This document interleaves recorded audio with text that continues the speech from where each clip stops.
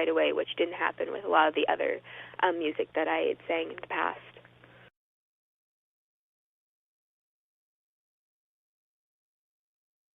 All right, and me and my buddy, we were discussing, when we were looking at your picture and whatnot, and my buddy, thinks that you look a bit like Christina Aguilera, and I'm I thinking a get that bit every like time. Britney Spears. And which do you look like? Well, I could tell you right now, if I got $1 for every single time I got told I looked like Christina Aguilera, I would be probably just as rich as Bill Gates. That Wow. that is exactly but how that goes. So I think I'm going to go with Christina Aguilera because there is not one day, and this is me being completely honest, not one day in my life that I don't go somewhere and someone says, hey, have you ever gotten told that you look like Christina Aguilera? Or they'll come up to me and they'll say, you look like somebody I know. I was like, are you going to say Christina Aguilera? They're like, yes, that's it.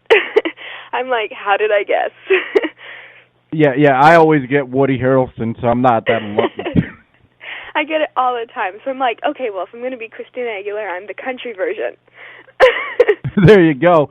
I mean, that must be flattering, though, for people to say that. I mean, she is a big star, even though, It is. I'm kind of thinking maybe I should just fake everybody one day. We actually did it in Nashville. Funny story. I'll tell you very quickly. I was in the bathroom of a restaurant, and this lady comes in. She's like, is that Chelsea Kreitz? And my friend that was with me, actually my assistant, she says to her, she's like, no, that's Christina. And and the girl's face just kind of like dropped, and she's like, oh, is it? And she's like, yeah, that's Christina. And I came out of the bathroom, so I'm like, no, my name's Chelsea. And she's like, can I get a picture with you? So it was hilarious because we were going around Nashville, and every time someone would call me Christina Aguilera, I would just play along with it. It was hilarious. I get it all the time. What's funny is we have another country artist that we interviewed. Her name's AJ Jansen. She's out of actually Connecticut, and she's like the bad girl of country. And I just think you two would get along so well. Yeah, she's the American bad girl, and I'm not on the verge of bad girl, but it's kind of in between. I'm like the edgy bad girl in my songs. So we like the pickup trucks and the crown and all that stuff. I really wouldn't know because the only song I got is 4-wheel drive. I know. See, you get to hear the new single when it comes out, which is like completely different. So when you hear it, you just think fire, which is really cool. Oh, cool. But you know what? Being a artist and you have to tour all the time, you have to have some kind of edgy, mentality and a way about you because you can't have people walk on you either. No, and that's the thing. I'm saying in real life, but when I'm not on stage, I truly am like not the bad girl at all. I'm probably the most down to earth person, and I don't do any of that stuff. I don't, smash cars and and drink and everything. It's just not who I am. But you're a different person when you get on stage, and I still keep my, I'm still humble, and I still am who I am when I'm on stage. But kind of the way I show myself on stage is more of that edgy way. The performance part of me comes out, which is always cool to see because people will come up to me after, and some are actually not scared, but kind of shy. And once they talk to me, they realize that I'm actually a boring person. I'm not so cool as I seem to be. Oh wow! I just do want to give a personal apology to your family as well. I mean, we did have a pretty bad, fallout and everything, and once again, I do apologize. And that's not to get brownie points. That's because I truly feel bad. Oh, no worries. No worries. It's all good. Facebook is kind of weird sometimes, and it can kind of make things not the way they are. I've had that with so many people. I've had it even, with fans where they will think something else when you write back to them, and it's actually not. So when you get to see someone in person or talk to them, that's why I usually love talking to people on the phone or meeting them at shows and everything like that, because you just get a completely different aspect on people, which which is the real meaningful thing. So, it's all good. Facebook is awesome, but not so awesome at the same time, because sometimes that keyboard can really mess things up, especially if you're not using proper grammar, like me. Yeah, I can't text worth a damn, so Facebook is pointless to me too.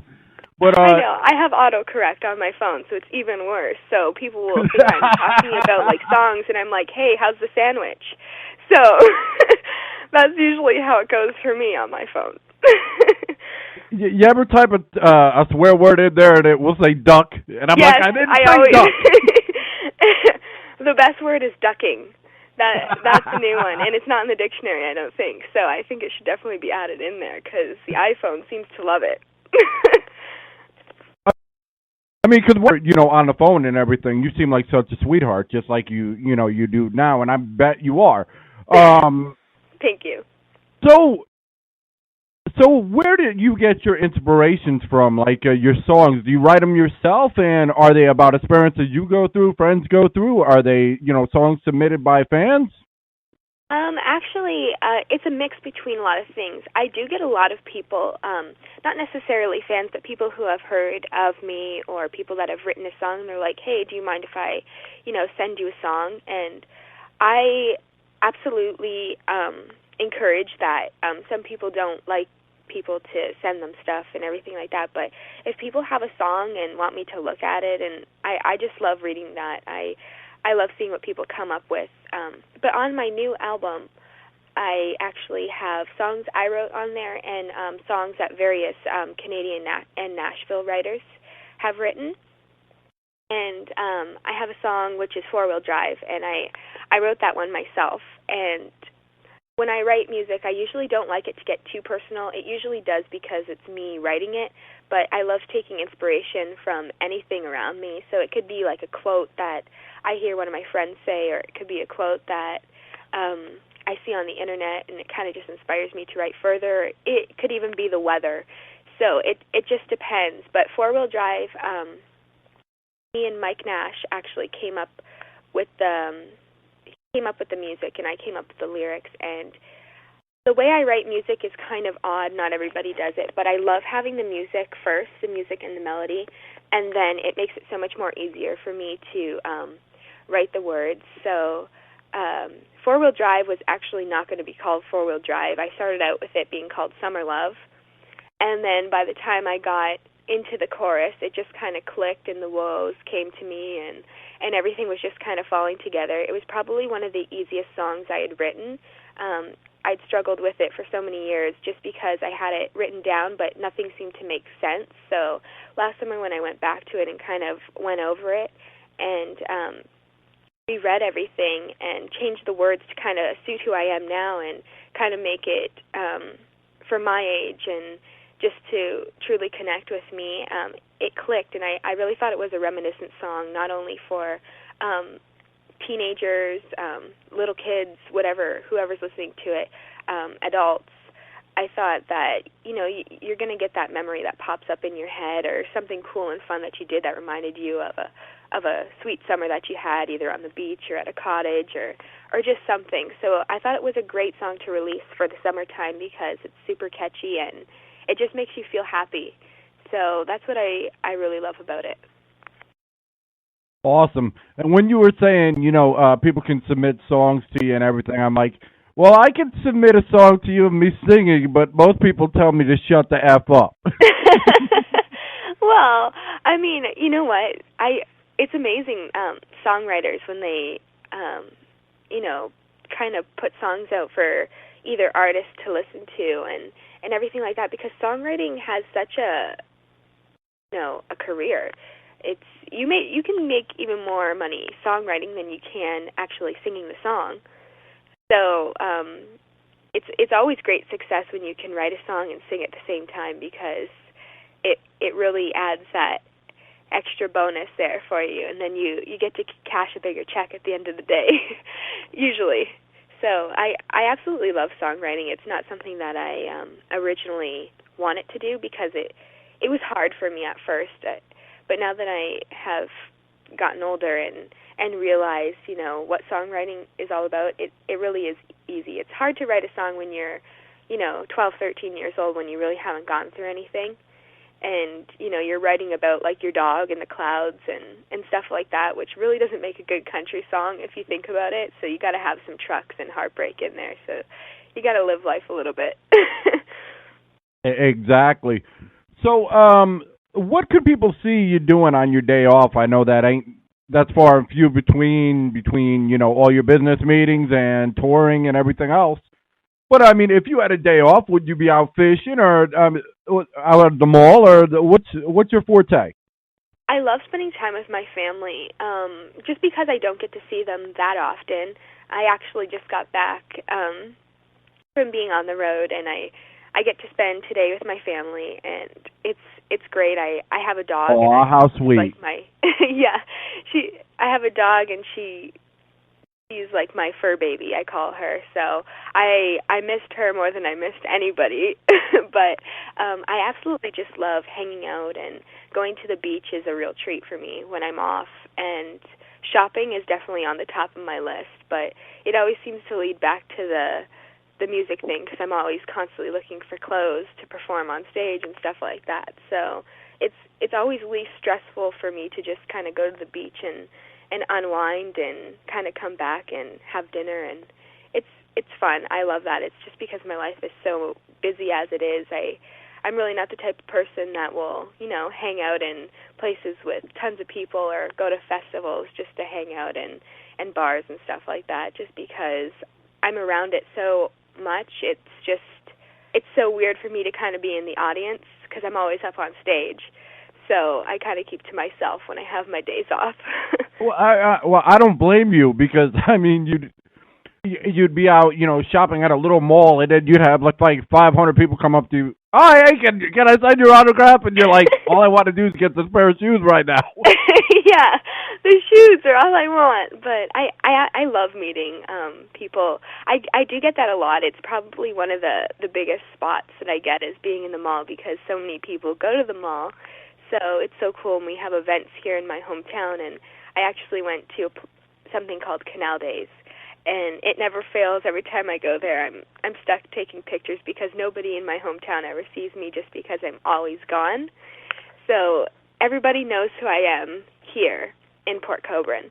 So it's really cool having a city behind you, and having people that kind of watch your career, and talking to them, and they know exactly what you've done and where you've been and what's coming up next. And it's really cool that people pay attention and kind of follow your career.